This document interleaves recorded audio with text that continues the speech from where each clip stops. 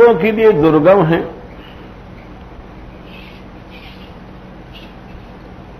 योगींद्र माने यहां योग मार्ग या अन्य योगों, सभी योग हैं। ज्ञान योग है, कर्म योग है,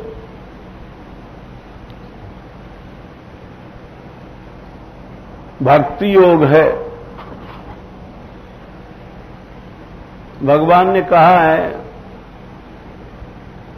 कि सबसे प्रधान तो भक्ति योग है। तपस्विभ्योऽधिको योगी योग कर्मिभ्यश्चाधिको मतः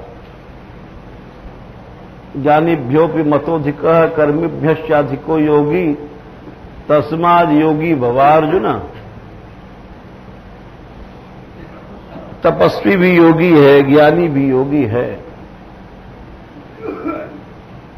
6वें अध्याय के अंत में कहते हैं प्रभु कि योगिनाम अपि सर्वेषां मद्गतेन अंतरात्मा। जितने योगी हैं उन सब में श्रेष्ठ वही है। श्रद्धावान भजतो ये ओमाम समय युक्त तमो मता। जो श्रद्धा के साथ भजन करता है, अर्थात मेरी भक्ति करता है, वो युक्ततम है, सर्वश्रेष्ठ है। इसलिए यहां पर योगींद्र में भक्ति योगी आते हैं। अब शंका उठती है कि जब भक्ति से ही भगवान नहीं मिलेंगे, आप ऐसा अर्थ करते हैं योगींद्र दुर्गम गतिर, कि जब श्री कृष्ण भक्ति से ही नहीं मिलेंगे तो फिर काय से मिलेंगे।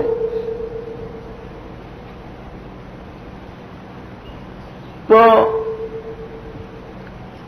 इसीलिए बताया इस ग्रंथ का जो प्रतिपाद्य विषय है वो सबसे अलग है। ये रस ग्रंथ है और यह रस भक्तों को भी दुर्लभ है। ये बताने के लिए ही पहले ग्रंथ में ये शब्द रखा गया। इसका कारण है, देखिए मंगल 3 प्रकार का होता है। ये मंगलात्मक श्लोक है। पहला, शास्त्र जो लोग पढ़े हैं वो जानते हैं कि शास्त्र में जितने भी मंगल होते हैं, मंगल माने ग्रंथ के प्रारंभ में जो कुछ कहा जाता है जिससे मंगल होवे उसको मंगल कहते हैं। एक शिष्ट परंपरा है कि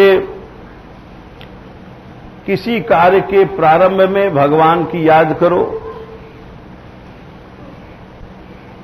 जो आस्तिक है उससे मंगल होता है और कार्य निर्विघ्न संपन्न हो जाता है। जैसे कर्मकांड है तो उसमें गणेश पूजा करेंगे। क्यों करते हैं? विघ्न नष्ट होते हैं और कार्य पूरा होता है। ऐसे ही किसी ग्रंथ को लिखने वाले भगवान की वंदना करते हैं। तो मंगल 3 प्रकार के होते हैं शास्त्र में।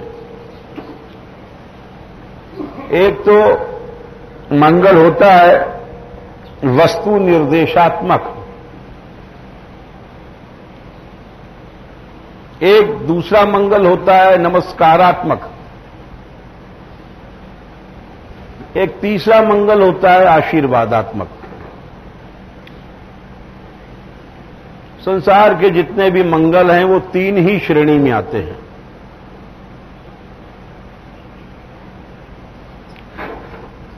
ये तीनों क्या हैं? बोले नमस्कारात्मक तो समझ गए कि नमस्कार करना अपने इष्ट को, ये नमस्कारात्मक है। दूसरा मंगल होता है वस्तु निर्देशात्मक, प्रतिपाद्य वस्तु को बताना कि इस ग्रंथ में क्या चीज है। तीसरा होता है आशीर्वादात्मक, हमारा और तुम सबका कल्याण करें। ये तीन बातें होती हैं इस ग्रंथ में। ये तीनों मंगल इसी एक श्लोक में रख दिए गए हैं। ये एक बड़ा विचित्र मंगल है और श्लोक है, ग्रंथ का प्रारंभ है, जहां तीनों बात एक साथ रख दी गई हैं इस श्लोक में।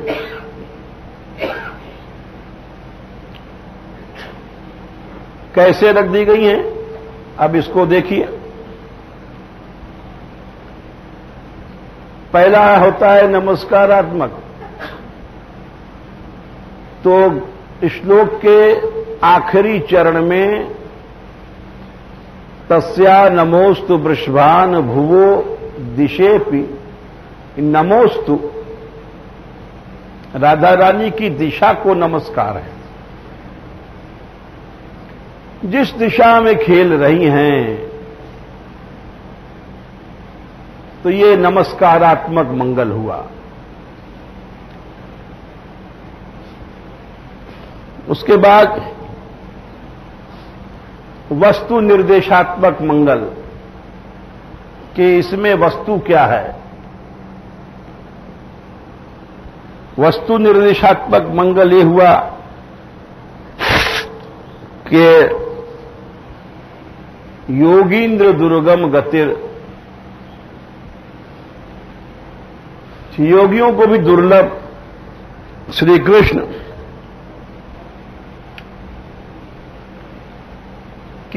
जिस किसी के अंचल के उड़ने की हवा से धन्य होते हैं, यानी बड़ी महत्व की कोई वस्तु है। बोले क्यों? बोले अरे इसलिए वस्तु का महत्व समझो कि जब योगींद्र लोग जिसको नहीं ढूंढ पाते, अब जरा वस्तु का महत्व समझिए, तब पता पड़ेगा कि इस छोटे से श्लोक में तीनों प्रकार के मंगलों को कैसे ठसाठस भर दिया और कितनी चतुराई से भर दिया। बोले नमस्कारात्मक तो समझ में आ गया, तस्या नमोस्तु। कठिन होता है वस्तु निर्देशात्मक। हम जिसका वर्णन करने जा रहे हैं उस वस्तु का महत्व बताना, ये वस्तु निर्देशात्मक मंगल होता है।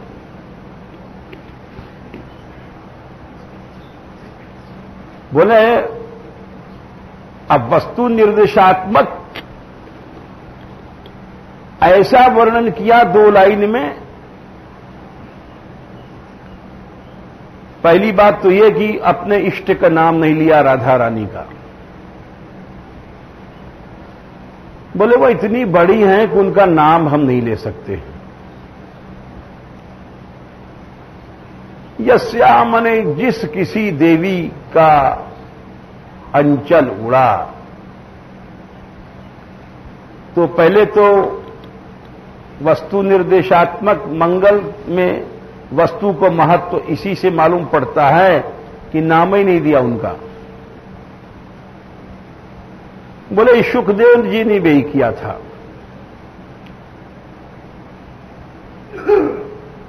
सुखदेव जी ने भी राधा नाम इसीलिए नहीं लिया था, हम आगे बताएंगे क्यों नहीं लिया था। वस्तु के गौरव के कारण। उसी पद्धति से इन्होंने भी, यद्यपि भागवत में राधा लीला है, हम बताएंगे अभी, परंतु उनका नाम नहीं। नाम देवी का किस लिए नहीं है? बोले गौरव इतना है वस्तु का कि उनका नाम नहीं ले सकते हम।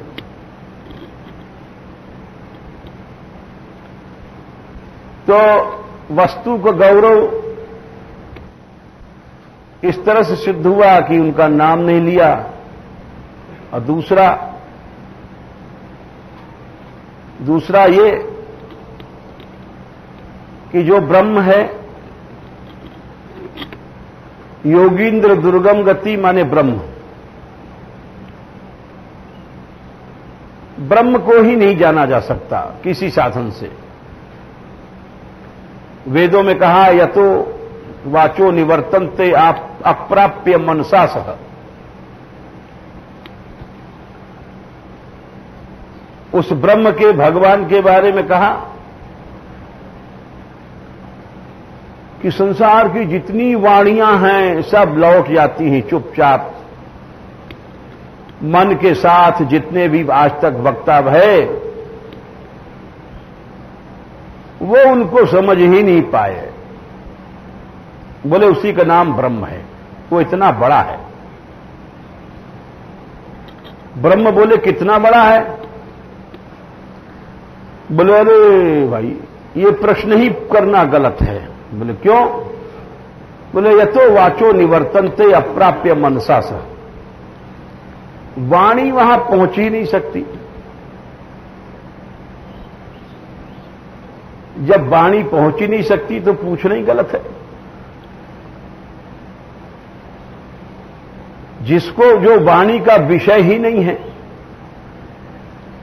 उसको वाणी से कैसे कहा जा सकता है? गो गोचर जहां लग मन जाई सो सब माया जाने भाई। वाणी तो ये प्राकृत है, अप्राकृत का वर्णन कैसे कर सकती है? तो इसीलिए वो इतनी बड़ी वस्तु है। बोले वाणी नहीं पहुंचती, मन तो पहुंच सकता है, क्योंकि मन के बारे में मंत्र आता है वेद में कि भगवान कैसे मिलते हैं। एक मंत्र आता है दृश्यते त्वग्रया बुद्ध्या।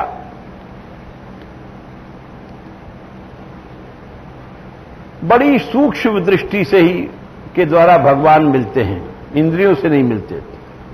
जब बुद्धि दिव्य हो जाती है, ददामि बुद्धि योगम, तम भगवान कहते हैं गीता में 10वें अध्याय में इसी बात को कि मैं बुद्धि देता हूं तब मुझसे मिल सकता है प्राणी।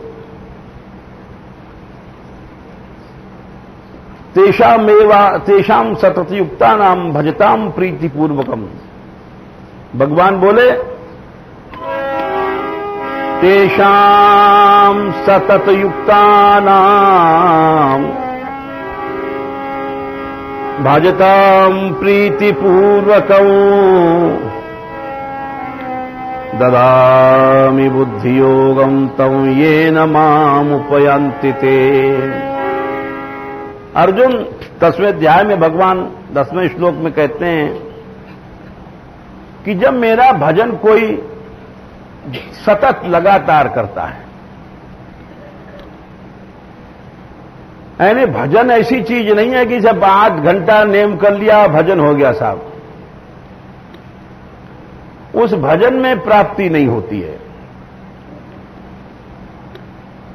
बोले भजन एक कोई क्रिया नहीं है। हमारे जैसे लोग नासमझ लोग समझते हैं कि भजन एक क्रिया है। पाठ कर लिया भजन हो गया, माला कर लिया भजन हो गया, कीर्तन कर लिया भजन हो गया। नहीं नहीं नहीं, भजन है मुख्यतः मन के भीतर जो सेवा वृत्ति उत्पन्न होती है उसको भक्ति कहते हैं, और उस मन का प्रभाव इंद्रियों पर पड़ता है और इंद्रियां कृष्ण की ओर चलने लग जाती हैं, उसको भजन कहते हैं। यानी पहले मन गया भगवान की ओर, फिर मन के प्रभाव से इंद्रियां स्वतः चली गई।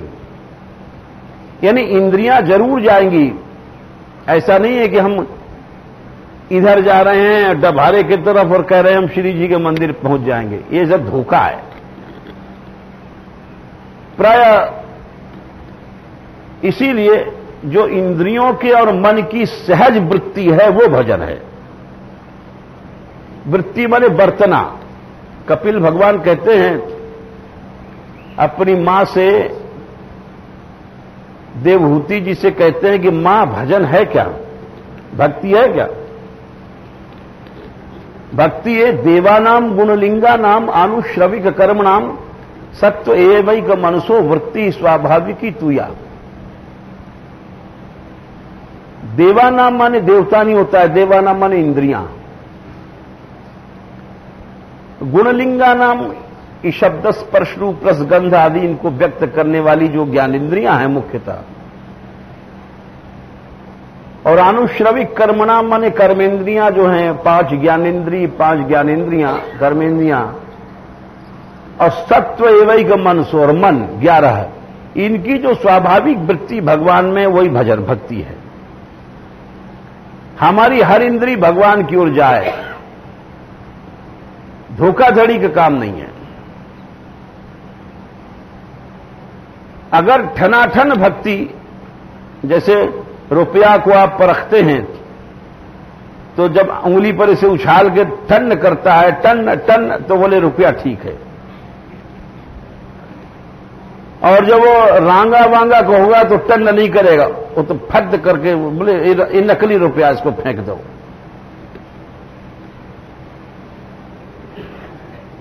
तो भक्ति वही है,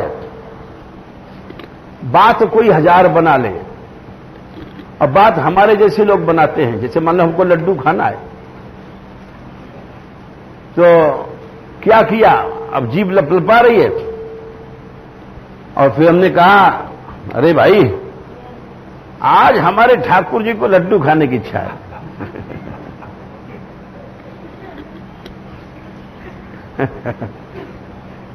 और अब साहब लड्डू लाओ कि ठाकुर जी की इच्छा है।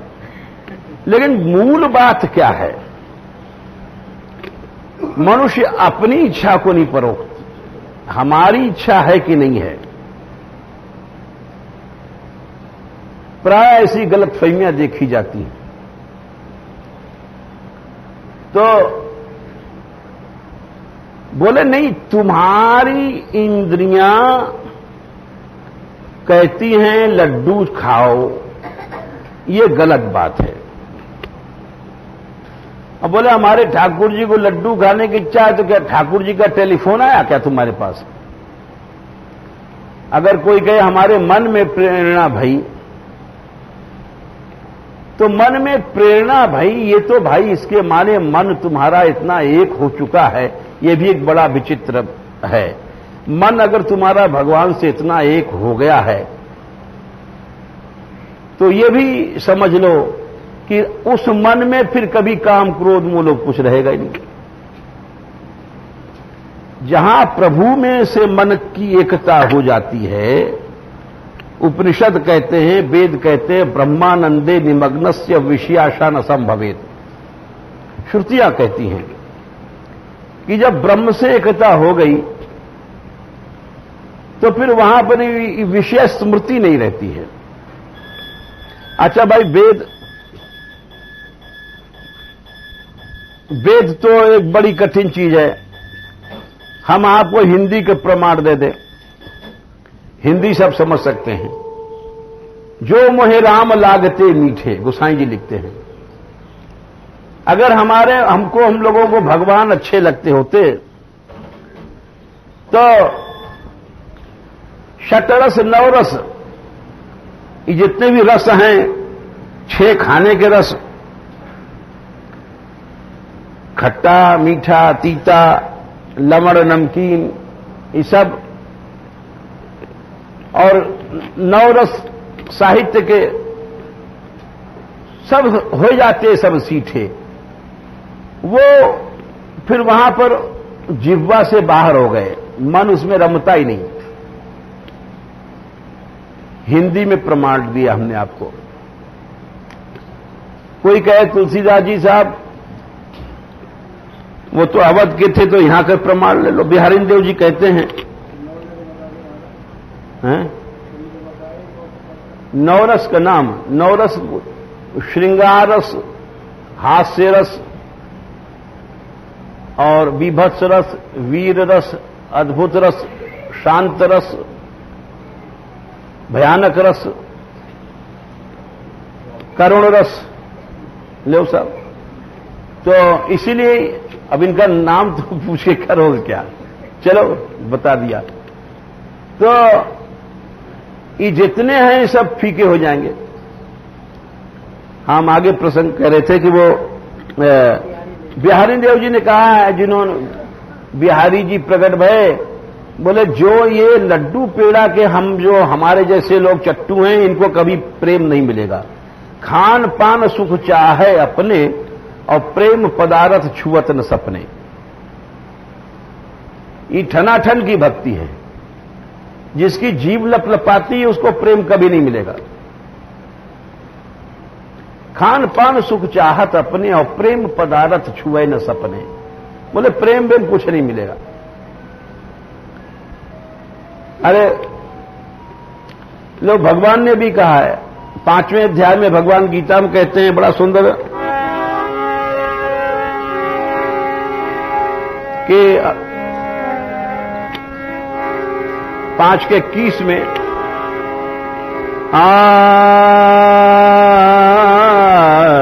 बाह्य स्पर्शेष्वसक्तात्मा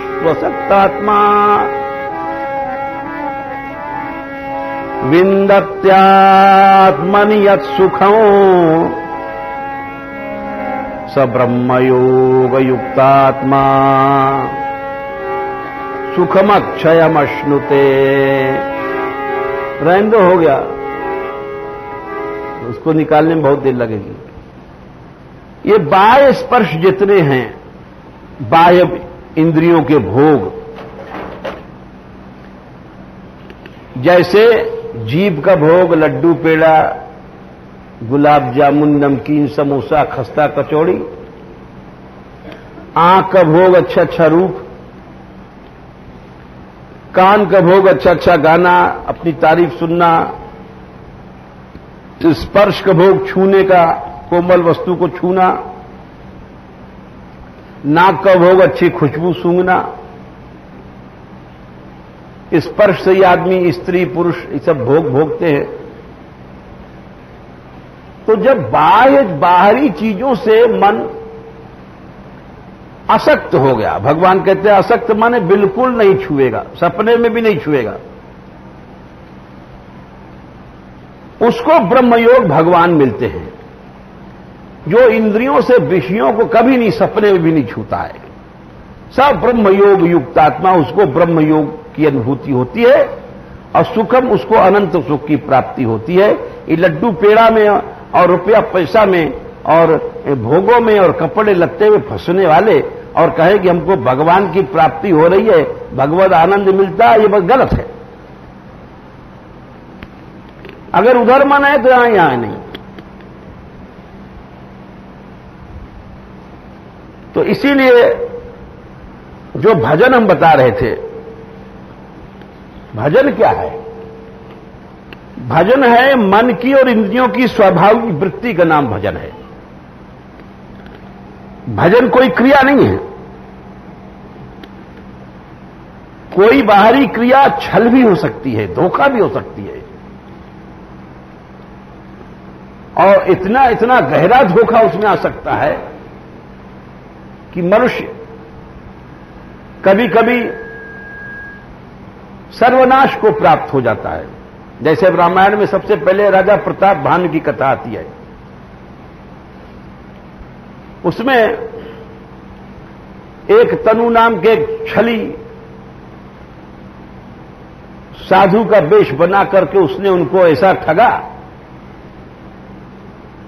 कि वो असुर बन गए, रावण बने ब्राह्मणों के शाप से। तो बाहरी क्रिया भजन नहीं हो सकती है,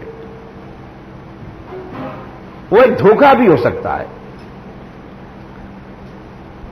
हम बताते हैं कि बहुत पहले हम अकेले ब्रज परिक्रमा करते थे,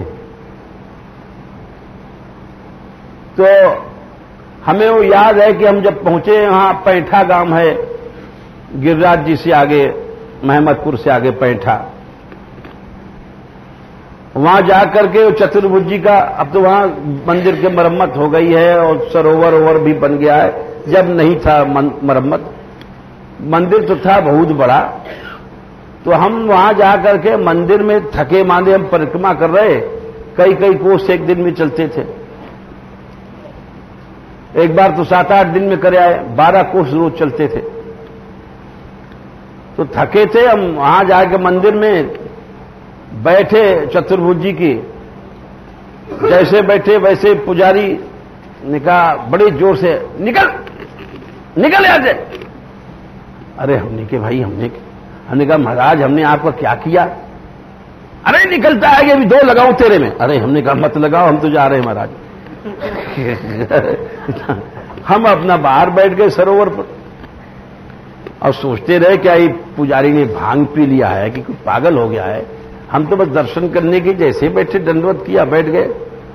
तो एक ब्रजवासी आया, हमने कहा भैया ये हमसे कहता है 2 लगाऊंगा, तो हमने इसका क्या बिगाड़ा है? बोले क्या बात थी? हमने कहा हम जाके बैठ गए थे, हमको ऐसे। अरे बोले महाराज कल एक महात्मा आया था, वो 4 बजे से उसने ध्यान लगाया, समाधि तो बड़ी श्रद्धा भई पुजारी की, और 8 बज गए, उन्हें आंख खोले न बंद करे, वो एकदम बैठा। तो उसने सोचा महात्मा बैठा है, वो चला गया वहां पार्षद मांजने सरोवर पर, पार्षद माने ठाकुर जी के बर्तन उर्तन, और वहां उसको मांजने में आध पौन घंटे की देर लगती है। सब जब लौटा तो क्या देखा, ठाकुर जी की जितने माला मूली सब गहना वहना वो तो लेकर के महात्मा चला गया था। तो जब इसलिए इसको बड़ा गुस्सा लगता है जब कोई मंदिर में भजन करता है बाबा जी कि वही आ गया गहना चुराएगा। अरे हमने कहा तो ठीक है भाई, तो इसकी कोई गलती नहीं है, ठीक कहा, इसने हमको गाली दिया, चलो भाई। तो मतलब अब उसने समझा ये भजन कर रहा है, 4 घंटे से आंख नहीं खोल रहा है। तो भजन कोई बाहरी क्रिया नहीं होती है, भजन वो है जो मन की स्वाभाविक वृत्ति है। आप चलते फिरते ही भजन कर सकते हो। लड़ाई लड़ते, युद्ध के मैदान में अर्जुन ने युद्ध लड़ते लड़ते भजन किया। तो भजन इसीलिए कपिल भगवान कहते हैं इंद्रियों की वृत्ति स्वाभाविक। इंद्रियां कहां बरत रही हैं? मान लो हम ऐसे कर रहे हैं, आप मान लीजिए आंख लगाए बैठे हैं, क्यों कि कोई आ रहा है उस पर रंग जम जाए, हमारा समझे बड़ा ऊंचा महात्मा है। तो हमारे मन की वृत्ति भजन में नहीं है, हमारे मन की वृत्ति है पाखंड में। मन कहां है? मन तो है पाखंड में कि हमारा रंग जम जाए। ऊपर से क्रिया ऐसी चल रही है, इसीलिए जिस क्रिया में दिखावापन आ जाता है उसको राजस, चाहे यज्ञ है चाहे कोई क्रिया है। ये एक बहुत बारीक बात है, वो भजन वजन नहीं है।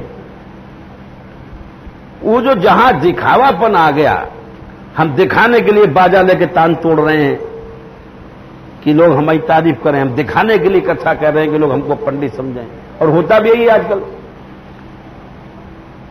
कोई पढ़े हैं नहीं, लिखे नहीं है, रट रटा करके रंग जमाने के लिए कथा करते हैं। तो वो जितनी क्रिया दंभ की है, भगवान कहते हैं कि अभिसंधाय तु फलम दंभार्थम चैव यत् कृत्य तदेह प्रोक्तम राजसम चलम अध्रुवम। भगवान कहते हैं यज्ञ सात्विक राजस तामस 3 होते हैं। 17वें अध्याय में भगवान बोले 12वें श्लोक में कि अभिसंधाय तू फलम, फल मन में रख लिया कि इसे नाम होगा, इसे वो होगा। मान लो हमने 1 करोड़ के यज्ञ किया परिणाम के लिए, वो सात्विक नहीं, वो राजस हो गया। अभिसंधाय तू फलम, हल्ला मचा, 1 करोड़ रुपया का यज्ञ हुआ, 1000 कुंडी बनी, कोई कहता है 10,000 कुंडी बनी। अरे कुंडी कुंडा से तुम नापते हो, कराने वाले का लक्ष्य क्या था? लक्ष्य अगर उसका फल की ओर है, हमारा नाम हो, हमारी इज्जत बढ़ जाए, तो सब राजस हो गया। चाहे 1000 कुंडी बनी, चाहे 5 कुंडी बनी। फिर अभिसंधाय तू फलम,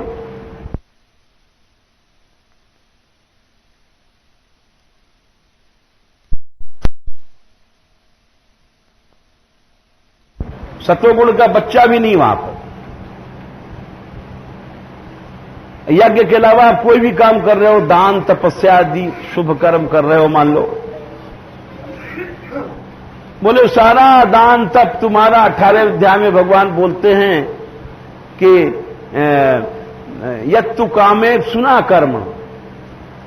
18 के 24 में कहते हैं भगवान, इच्छा से कोई कर्म किया गया, साहंकारेण वा पुनः, अहंता के साथ मैं कर रहा हूं, वो सब राजस हो गया। 1 लाख दान दिया, 10 लाख दान दिया, वो भजन नहीं है। तो सच्ची भक्ति तो अलग है।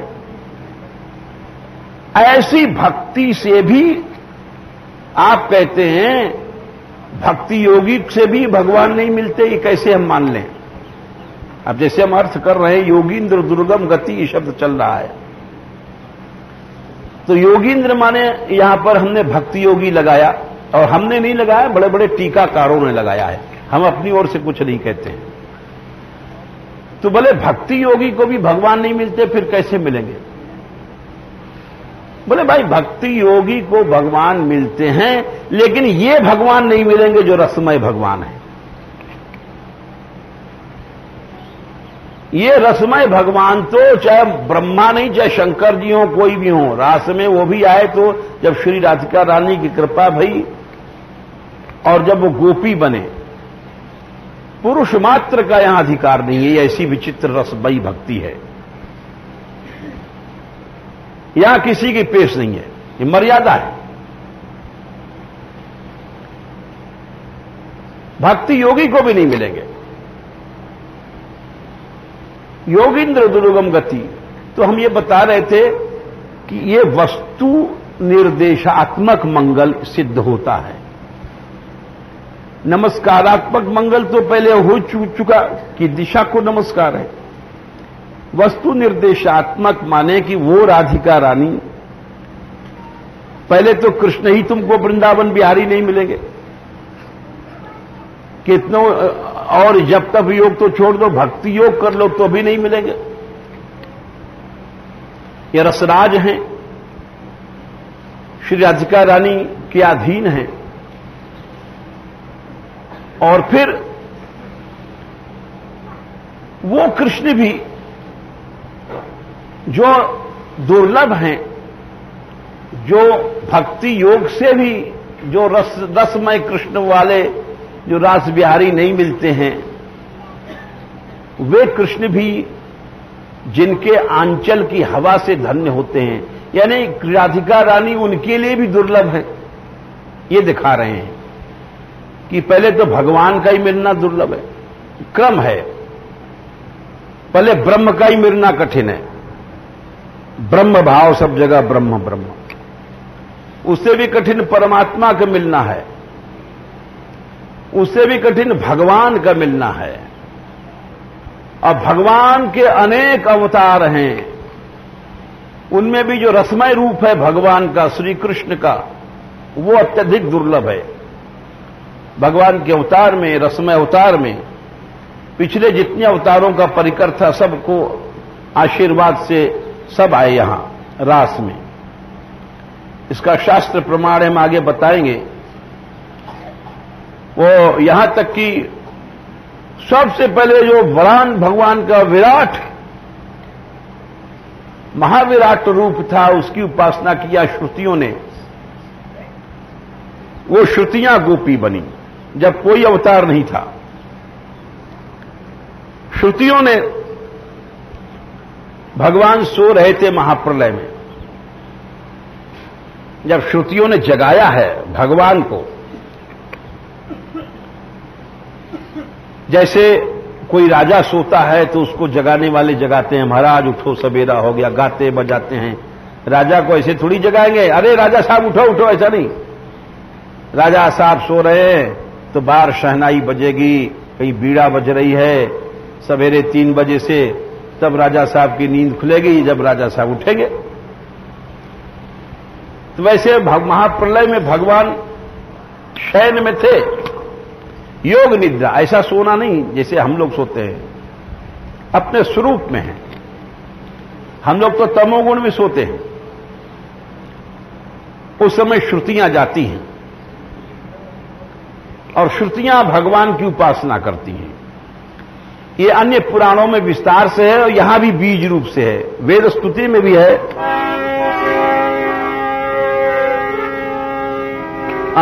सब चीज भागवत में है, कई विस्तार से, यहां सूत्र रूप से है। यहां श्रुतियां जगाती हैं भगवान को, कहती हैं, पहले तो जय जय बोलती हैं। जय जय बोलने बहुत बड़ी स्तुति है, हम सब नहीं सुना सकते हैं, लेकिन जहां पर गोपियों की बात आई है वो हम सुना रहे हैं।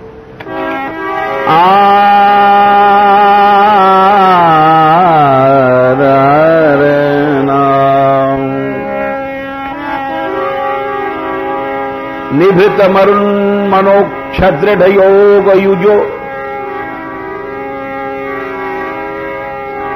यन मुनय उपासते तदयोपि ययुः स्मरणात् स्त्रिय भुजगेन्द्र भोग विषक्तधियो वयमपि ते समाह समदशोंघ्रि सरोज सुधा। ये भगवान शयन कर रहे हैं और महाप्रलय है। कहीं संसार में जितने ब्रह्मांड सब नष्ट हो गए हैं। एक प्रलय होता है, एक महाप्रलय होता है। प्रलय में सब नष्ट हो जाता है, न सूरज रहेगा, न चंद्रमा रहेगा, ये जितने भी लोकांतर हैं सब चले जाते हैं, उसको प्रलय कहते हैं। और इसीलिए तो भजन किया जाता है, भगवान का भक्त वहां भी रहता है। सारी दुनिया खत्म हो जाएगी, सूरदास कहे सब जग नास्यो जुग जुग भगत जियो। भगवान का भक्त नष्ट नहीं होता है। कौन ते अप्रतिमा जानी ही न ये भक्त प्रणश्यति। और भगवान ने यहां तक कहा है कि इदम ज्ञानम उपाश्रित्य मम साधर्म मागता सर्गे पी नोपजायन्ते प्रलये न व्यधन्ति च। ये इस मेरे ज्ञान को पाकर के महाप्रलय में भी हमारा भक्त नष्ट नहीं होगा, ये भगवान ने कहा है। भजन इसीलिए किया जाता है, सारा संसार जल जाए, ये तो छोटी सी बात है। जैसे आजकल एटम बम वगैरह बन गए, ये तो थोड़ा सा अंश कहीं गिरा, नष्ट हुआ, वो प्रलय होता है। सब आकाश पाताल, सब अनंत लोग, सब एकदम नष्ट हो जाते हैं। वहां भी भक्त रहता है। तो भगवान प्रलय में सबको अपने महाविराट उदर में लीन कर लेते हैं। और लीन करने के बाद जब श्रुतियां उनको जगाती हैं तो कहती हैं, महाराज देखो, निभृत मरुन् मनोक्षदृढ़ योग युजो। बड़े बड़े योगी लोग लाख लाख वर्ष तक समाधि लगाते हैं। कैसे लगाते हैं? सांस भी नहीं लेते हैं। निभृत मरुत, मरुत माने सांस को ब्रह्मांड में चढ़ा गया और उनको अब सांस लेने की जरूरत नहीं है, काल भी उनको नहीं खींच सकता है। सांस जब ब्रह्मांड में चढ़ जाती है तब काल की पेश नहीं खाती। काल आता है हर 100 साल के बाद, नीचे टटोल के चला जाता है। काल की गति यहां सहस्त्रार से नीचे है। सहस्त्रार में अगर प्राण है तो काल नहीं निकाल सकता। यही सबसे बड़ा प्रमाण है कि भगवान के धाम का नाश नहीं होता है। अगर कोई कहे भगवान का धाम नहीं है, कोई जैसा नास्तिक हो, हम जैसा मूढ़ नास्तिक अगर शंका करे कि भगवान का धाम कहां है, भगवान का घर कहां है, तो उस मूढ़ को यह समझना चाहिए कि जैसी सारा शरीर इसमें काल की गति है लेकिन यहां नहीं है। इस सहस्रार भगवान का धाम है। काल यहां से प्राण को नहीं निकाल सकता। योगी लोग प्राण को यहां चढ़ा जाते हैं, ये चमत्कार दिखाते हैं। इस वर्तमान युग में भी विवेकानंद जी ने चमत्कार दिखाया था। जब अमेरिका में गए थे तो उन्होंने श्वास को ब्रह्मांड में चढ़ाया तो डॉक्टरों ने देखा पल्स वगैरह, मैंने नाड़ी देखा, हार्ट यहां आला माला बीटिंग यहां लगाया, बोले यहां धक धक है कि नहीं है, यहां धक धक नहीं, नब्ज नहीं चल रही है, बोले ये तो मर गया। लेकिन उन्होंने प्राण को उतार लिया, कुछ नहीं। तो इसीलिए निभृत मरुन माने जो योगी लोग अपनी वायु को जीत लेते हैं, उनको सांस खींचने की जरूरत नहीं रहती है। और कैसे योगी? निभृत मरुन मनोक्ष, मन को भी जीत लिया उन्होंने। ये और कठिन है। सांस को जीतना तो कठिन है ही है, लेकिन उससे ज्यादा कठिन है मन को जीतना। और अक्ष मन इंद्रियों को भी जीत लेते हैं। कभी भी इंद्रियां इधर उधर नहीं जाती हैं। बोले दृढ़ योग, उसको कहते हैं दृढ़ योग, ये गिर ही नहीं सकता है। ऐसा योग, हां ऐसा योग होता है। लाख लाख वर्ष की समाधि लगा के बैठे हैं। तो निभृत मरुन मनोक्ष दृढ़ योग युजो यन मुनयो, उस लाखों वर्ष की साधना के बाद मुनि लोग जहां पहुंचे, तद अरयोप ययु स्मरणा, तो वहां पर शत्रु भी आपके पहुंच गए जिनको आपने चक्र से काटा था, शिशुपाल इत्यादि को। बोले और ये सृष्टि बनी नहीं उसके पहले ब्रज की लीला सुना रहे हैं राधा माधव की। बोले और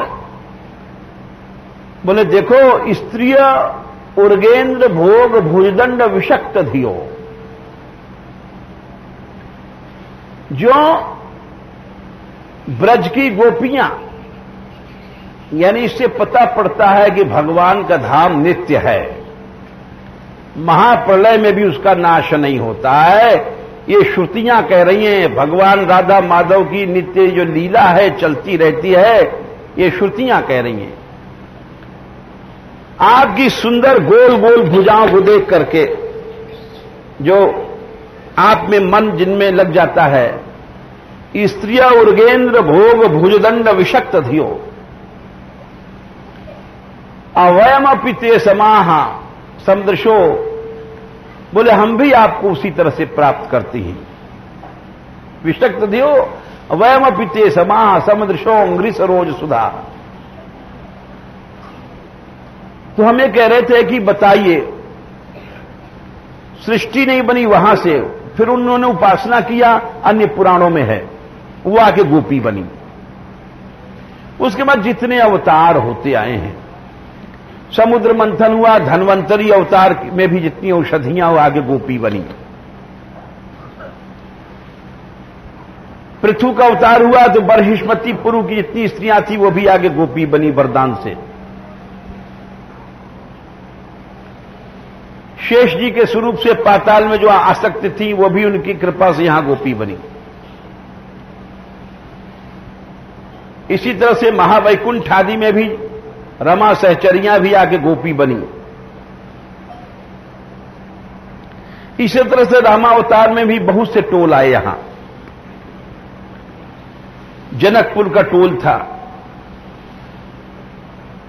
विवाह करके सीताराम जी आ रहे थे, मार्ग में जिन्होंने देखा कौशल जनपद की, वह भी आके गोपी बनी, उनको भी वरदान मिला है। बड़ी लंबी कथा है। फिर खास सरजू तट की जो थी मोहित हुई, उनका एक टोल था। दंडकारण्य में जो मोहित भई ऋषि पत्नियां, उनका टोल था। पंचवटी में भी जो मोहित भय ऋषि लोग, उनका भी टोल था। बहुत सी सीताएं थीं, यज्ञ सीताएं, उनका भी एक टोल था। तो समस्त सीताएं यहां आकर के गोपी बनी। तो इसी तरह से ये सब के सब इस लीला में चले आ रहे हैं। तो बोले भक्ति योगियों को भी दुर्लभ है, इसीलिए कहा गया कि योगींद्र दुर्लभ गतिर, दुर्गम गतिर। बड़े बड़े योगी भी नहीं पहुंच पाते। तो ये वस्तु निर्देशात्मक, बोले नाम ही नहीं लिया उन्होंने। इस राधा रानी की इस श्लोक में नाम नहीं आया। बोले क्यों नहीं आया? बोले वस्तु निर्देशात्मक मंगल है। वस्तु इतनी बड़ी है कि उसका नाम हम नहीं ले सकते। यही कारण था कि सुखदेव जी ने भी भागवत में राधा नाम नहीं लिया, क्योंकि उनका नाम हम कैसे लें। लिखा भी है महात्माओं ने,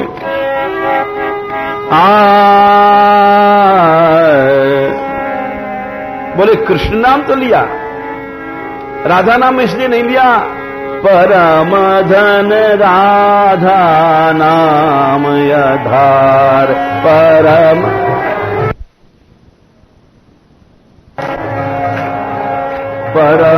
धन राधा नाम आधार।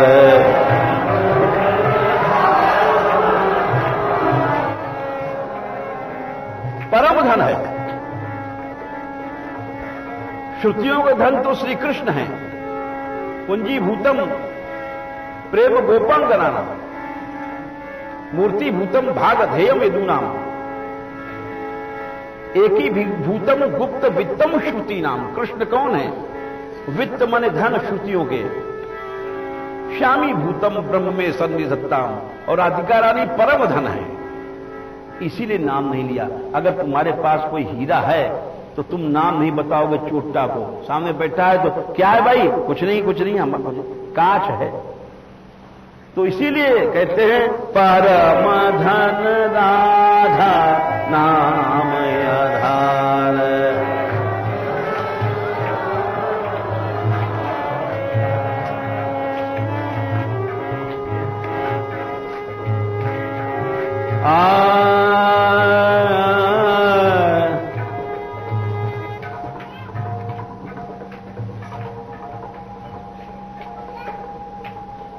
परम धन राधा नाम आधार।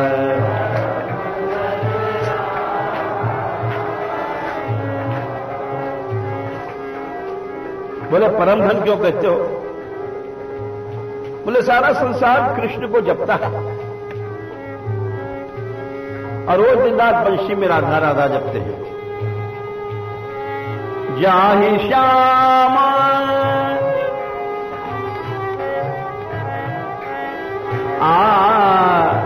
जाहि श्याम मुरली में ठेरत जा।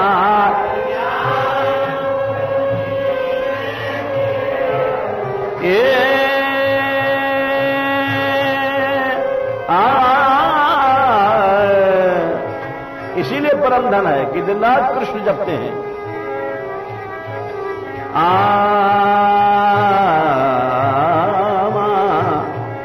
यन्नामांकृत मंत्र जापन पर श्री कृष्णोपि तदद्भुतम। बोले राधा नाम से अंकित मंत्र को दिन रात श्री कृष्ण जपते हैं। यद जापः सकृदेव गोकुल पते राकर्षकस्य तत्क्षणात् यत्र प्रेमवताम समस्त पुरुषार्थेषु स्फुरेत तुच्छता। यन्नामांकित मंत्र जापन पर प्रीत्या स्वयं माधव श्री कृष्णोपि तदद्भुतम स्फुरत में राधेति वर्णद्वयम। राधा ये दो अक्षर हैं जिनको श्री कृष्ण दिन रात प्रीत्या स्वयं माधव जपते हैं, दिन रात बंशी में। जाहि श्याम मुरली में करत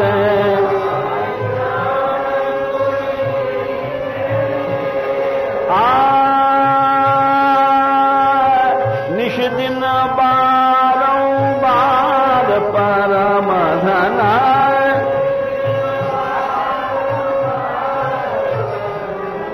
परम धन राधा नाम आधार।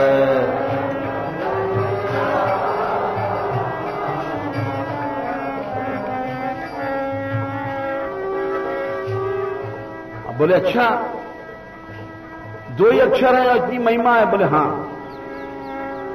बोले यूं, राधा रानी के इस नाम की महिमा का पार कृष्ण भी नहीं पा सके। बोले क्यों?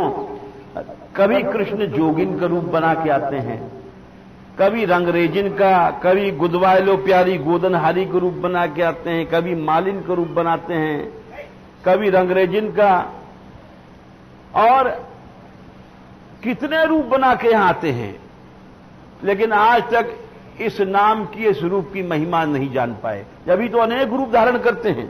अब जैसे हम लोग हैं, बाबा जी अपने को रूप धारण किया, मूड मुड़ाए, ये सब किए, फुल पैंट वेंट छोड़ा गया। क्यों? रूप बदला गया कि भाई प्रभु का भजन करेंगे, ये रूप बनाते हैं। तो वैसे कहते हैं ठाकुर जी भी, कृष्ण भी यहां अनेक रूप बना के आते हैं। कोटिन कोटिन रूप धरे नदनौदन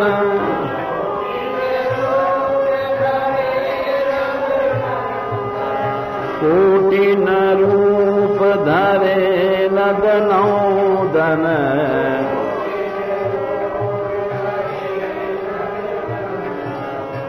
तौ न पायो पार परम धन दाऊ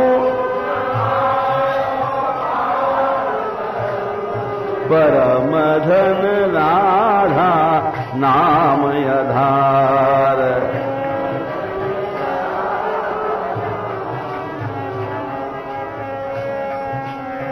वेद तंत्र और जंत्र मंत्र में वेद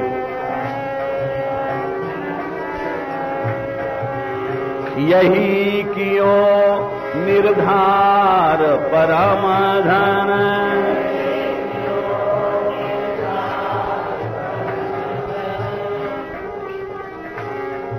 और सुखदेव जी ने राधा नाम इसीलिए नहीं गाया,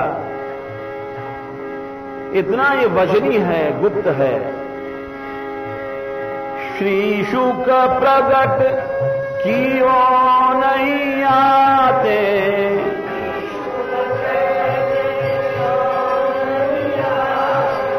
श्री शुक प्रगट क्यों नहीं आते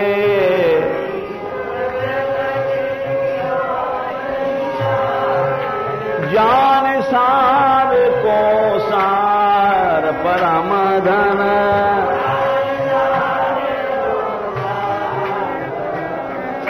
परम धन राधा नाम आधार।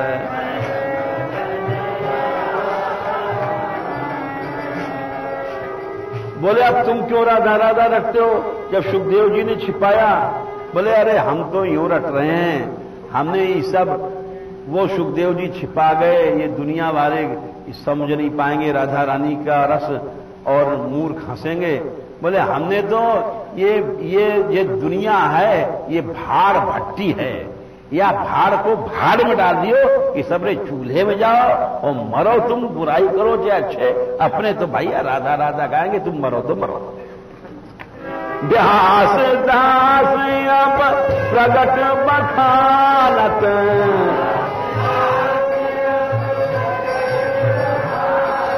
दार भार में भार परम धन डार। बोले सुखदेव जी दयालु थे कि भाई लोग हंसेंगे, छिपा गए, और बोले भैया हमने तो भाड़ में भाड़ छोड़ दियो, तुम लोग सबरे मर जाओ पजर जाओ, हमें तो अपना काम है, गाना है। व्यास दास अब प्रगट बखानत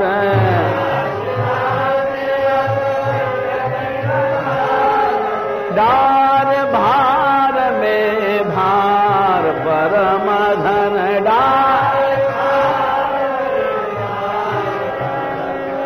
परम धन राधा नाम आधार।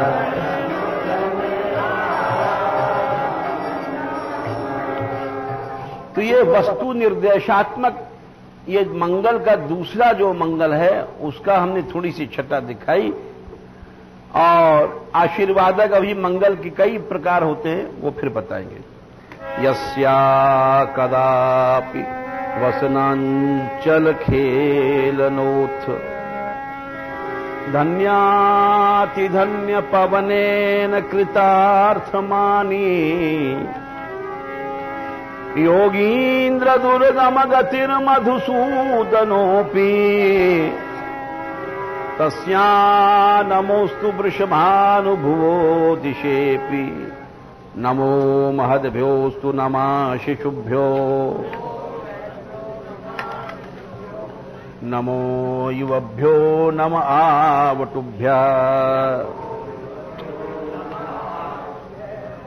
ये ब्राह्मणागामवधूतलिङ्गा शरन्ति तेभ्यः शिवमस्तु राज्ञाम्।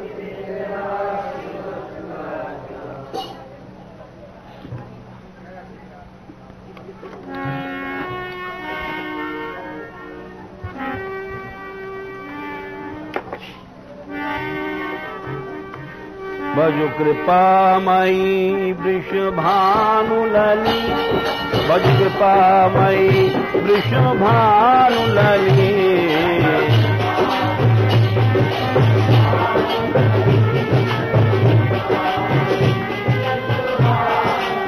हे भजो दयामयी वृषभानुलली, भज दयामयी वृषभानुलली।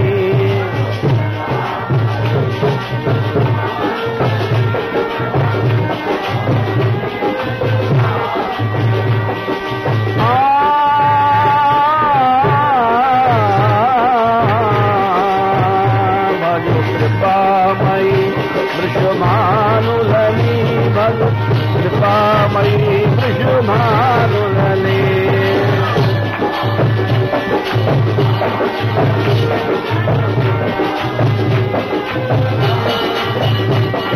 गोरी अलबेली राधा बड़ी गुण खानी है,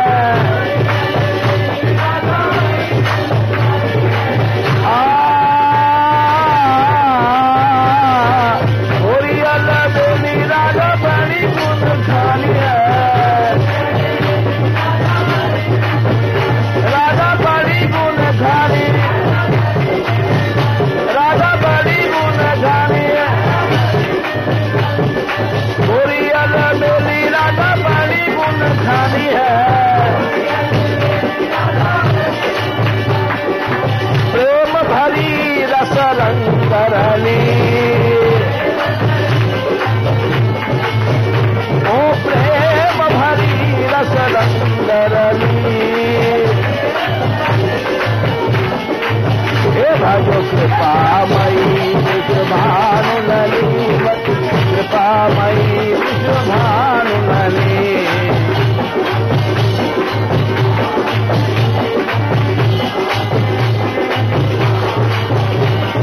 भानुलली वृषभानुलली, वृषभानुलली वृषभानुलली।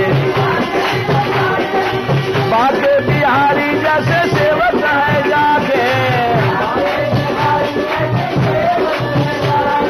बाके बिहारी जैसे सेवक है जाके, बाके बिहारी जैसे सेवक है जाके। प्रेम या गाधा रस रंगरली, प्रेम या गाधा रस रंगरली। हे भजो कृपामयी वृषभानुलली, भजो कृपामयी वृषभानुलली।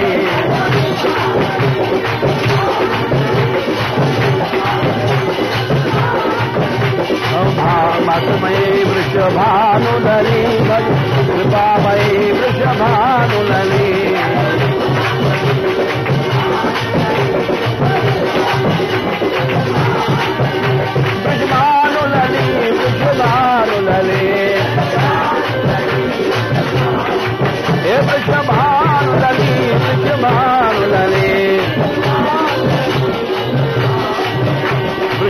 लली वृषभान लली वृषभान लली वृषभान लली वृषभान लली वृषभान लली वृषभान लली वृषभान लली भजो कृपामयी वृषभानु लली भजो कृपामयी वृषभानु लली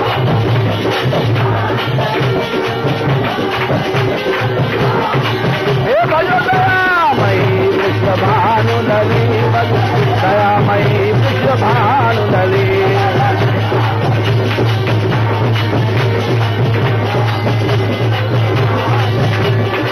भानु लली वृषभानु लली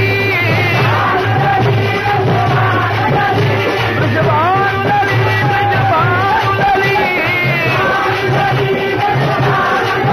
भजो कृपामयी वृषभानु लली भजो कृपामयी वृषभानु लली